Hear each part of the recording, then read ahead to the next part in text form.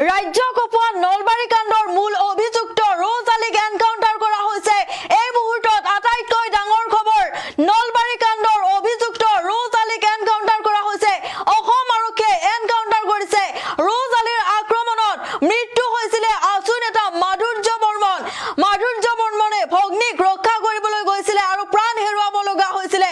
আৰু অসম আৰক্ষীয়ে এনকাউণ্টাৰ কৰিছে ৰ'জ আলীক। এই মুহূৰ্তৰ আটাইতকৈ ডাঙৰ খবৰ, ৰ'জ আলীক এনকাউণ্টাৰ কৰিছে অসম আৰক্ষীয়ে। ৰাজ্য কপোৱা নলবাৰী কাণ্ডৰ মূল অভিযুক্ত ৰ'জ আলীক এনকাউণ্টাৰ কৰা হৈছে। এই মুহূৰ্তৰ আটাইতকৈ ডাঙৰ খবৰ, বিগ ব্ৰেকিং নিউজ। ৰাজ্য কপোৱা নলবাৰী কাণ্ডৰ মূল অভিযুক্ত ৰ'জ আলীক এনকাউণ্টাৰ কৰা হৈছে। মিয়াৰ বিৰুদ্ধে গৰজি উঠিল অসম আৰক্ষী। অসম আৰক্ষীয়ে এনকাউণ্টাৰ কৰিছে ৰ'জ আলীক।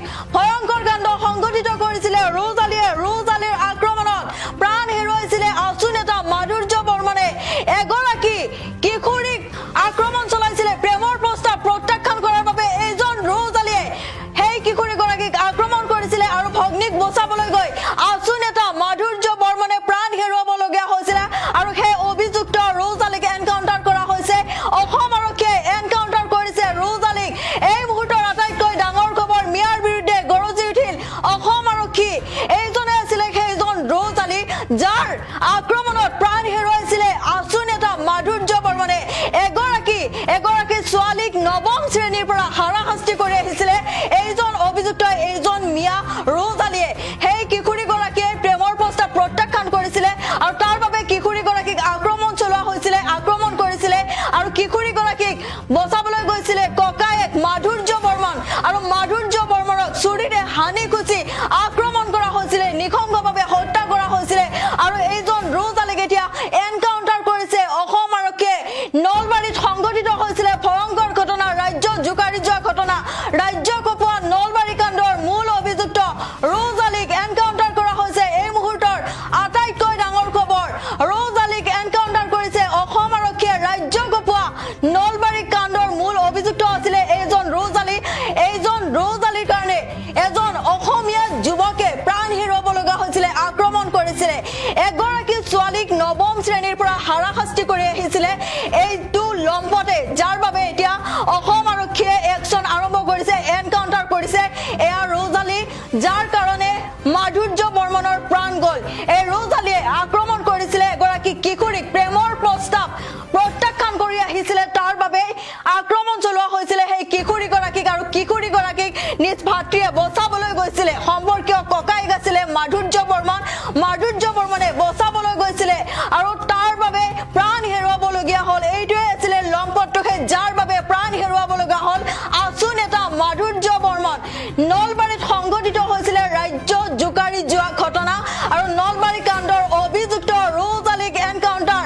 এই মুহূৰ্তত আটাইতকৈ ডাঙৰ খবৰ, ৰ'জ আলীক এনকাউণ্টাৰ কৰা হৈছে। নলবাৰীত যি কাণ্ড সংঘটিত হৈছিলে, নলবাৰীত এই ৰ'জ আলীৰ কাৰণে মাধুৰ্য বৰ্মনে প্ৰাণ হেৰুৱাইছিলে। মাধুৰ্য বৰ্মনক নিঃসংগভাৱে হত্যা কৰা হৈছিলে, হানি খুচি হত্যা কৰিছিলে ফুট গধূলিতে এই লম্পটটোৱে। আৰু মিয়াৰ বিৰুদ্ধে গৰজি উঠিছে এতিয়া অসম আৰক্ষী। এইজন ৰ'জ আলীক এতিয়া এনকাউণ্টাৰ কৰিছে। ৰাজ্য কপোৱা নলবাৰী কাণ্ডৰ মূল অভিযুক্তক এনকাউণ্টাৰ কৰা হৈছে। এই মুহূৰ্তৰ আটাইতকৈ ডাঙৰ খবৰ, ৰাজ্য কপোৱা নলবাৰী কাণ্ডৰ মূল অভিযুক্ত ৰ'জ আলীক এনকাউণ্টাৰ কৰা হৈছে। এগৰাকী নৱম শ্ৰেণীৰ ছাত্ৰীক প্ৰেমৰ প্ৰস্তাৱ দি হাৰাশাস্তি কৰি আহিছিলে। নৱম শ্ৰেণীৰ পৰা সেই কিশোৰীগৰাকীক হাৰাশাস্তি কৰি আহিছিলে এই লম্পটটোৱে।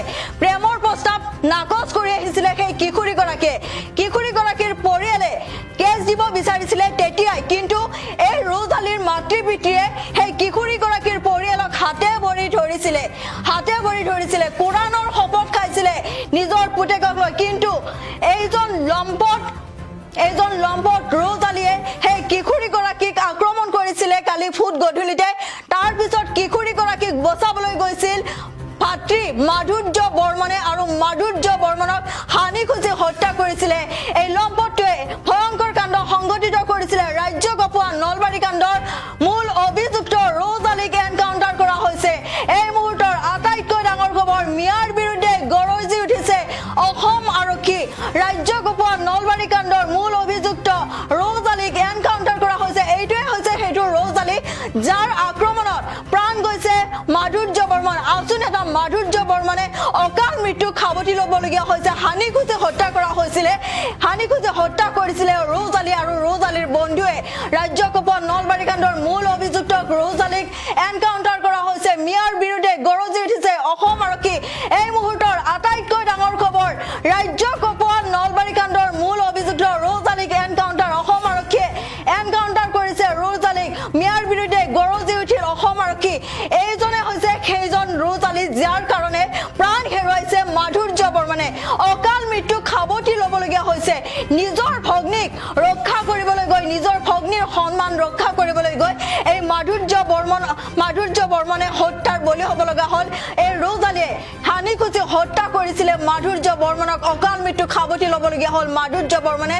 আৰু ইতিমধ্যে মিয়াৰ বিৰুদ্ধে গৰজি উঠিছে অসম আৰক্ষী এনকাউণ্টাৰ কৰা হৈছে ৰ'জ আলীক সেই কিশোৰীগৰাকীক ক্লাছ 9ৰ পৰা হাৰাশাস্তি কৰি আহিছিলে এই ৰ'জ আলীয়ে প্ৰেমৰ প্ৰস্তাৱ নাকচ কৰি আহিছিলে কিশোৰীগৰাকীয়ে প্ৰেমৰ প্ৰস্তাৱ নাকচ কৰি অহাই ভুল হ'ল কিশোৰীগৰাকীক আক্ৰমণ কৰিছিলে কিশোৰীগৰাকী এতিয়া জীৱন মৃত্যুৰে যুঁজি আছে হাস্পতালত আৰু কিশোৰীগৰাকীৰ ভাতৃয়ে কিশোৰীগৰাকীক বচাবলৈ গৈ প্ৰাণ হেৰুৱাবলগীয়া হ'ল এইজন ৰ'জ আলীৰ কাৰণে মিয়াৰ বিৰুদ্ধে গৰজি উঠিছে এই মুহূৰ্তৰ আটাইতকৈ ডাঙৰ খবৰ ৰাজ্য কপোৱা নলবাৰী কাণ্ডৰ মূল অভিযুক্ত ৰ'জ আলীক এনকাউণ্টাৰ কৰা হৈছে এই মুহূৰ্তৰ আটাইতকৈ ডাঙৰ খবৰ ৰাজ্য কপোৱা যি নলবাৰী কাণ্ড হৈছিলে লাভ জাহাতৰ ভয়ংকৰ ঘটনা সংঘটিত হৈছিলে আৰু সেই মিয়াৰ বিৰুদ্ধে এবাৰ গৰজি উঠিছে অসম আৰক্ষী মিয়া যুৱকৰ প্ৰেমৰ প্ৰস্তাৱ প্ৰত্যাখ্যান কৰাই এগৰাকী কিশোৰীক আক্ৰমণ কৰিছিলে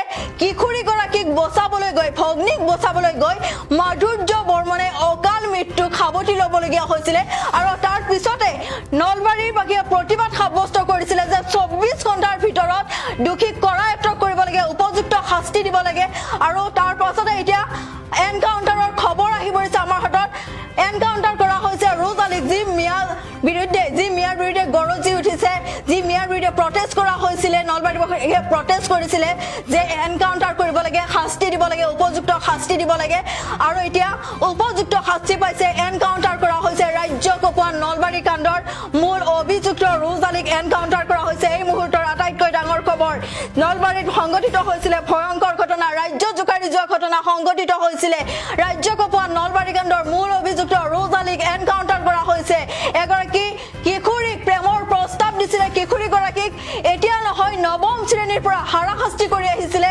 এই ৰ'জ আলীয়ে এই নৱম শ্ৰেণীৰ পৰা হাৰাশাস্তি কৰি আহিছিলে আৰু কিশোৰীগৰাকীয়ে প্ৰেমৰ প্ৰস্তাৱ নাকচ কৰি আহিছিলে প্ৰেমৰ প্ৰস্তাৱ নাকচ কৰাই ভুল হ'ল কিশোৰীগৰাকীক আক্ৰমণ কৰিছিলে আৰু কিশোৰীগৰাকীক বচাবলৈ গৈছিলে কিশোৰীগৰাকীৰ ভাতৃ মাধুৰ্য বৰ্মন এগৰাকী আছু নেতা আছিলে আৰু এগৰাকী আছু নেতাক হানি খুচি হত্যা কৰা হৈছিলে ফুট গধূলিতে আৰু এই মাধুৰ্য বৰক যেতিয়া হত্যা কৰা হৈছিলে নলবাৰীবাসীয়ে বিৰুদ্ধে প্ৰতিবাদ সাব্যস্ত কৰিছিলে 24 ঘণ্টাৰ ভিতৰত দোষীক কৰায়ত্ব কৰিব লাগে উপযুক্ত শাস্তি দিব লাগে তাৰ পাছতে অসম আৰক্ষীৰ একচন আৰম্ভ হৈ গ'ল এনকাউণ্টাৰ কৰিছে এতিয়া ৰ'জ আলীক মিয়াৰ বিৰুদ্ধে গৰজি উঠিছে অসম আৰক্ষীৰ বন্দুক গৰজি উঠিছে অসম আৰক্ষীয়ে এনকাউণ্টাৰ কৰিছে ৰাজ্য কপোৱা নলবাৰী কাণ্ডৰ মূল অভিযুক্ত ৰ'জ আলীক এই মুহূৰ্তৰ আটাইতকৈ ডাঙৰ খবৰ মিয়াৰ বিৰুদ্ধে গৰজি উঠিল অসম আৰক্ষী নলবাৰীত ৰাজ্য কপোৱা ঘটনা সংঘটিত হৈছিলে এগৰাকী কিশোৰীক প্ৰেমৰ প্ৰস্তাৱ দি আহিছিলে